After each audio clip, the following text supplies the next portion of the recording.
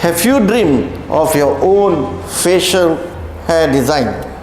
Here we have a patient who wanted his facial hair design almost similar to WWE star The Rock. After careful planning and design, we use the Smart FU technique to perform his facial hair transplant. Immediately after the procedure, there is a bit of swelling due to local anesthesia. By day 3, microscapes have begun falling and swelling is almost gone.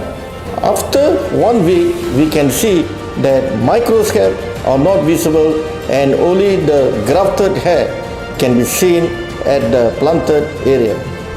From now onwards, 2 weeks to 3 months, this patient will experience what is called the shedding session. And now, exactly 1 month, this is the result.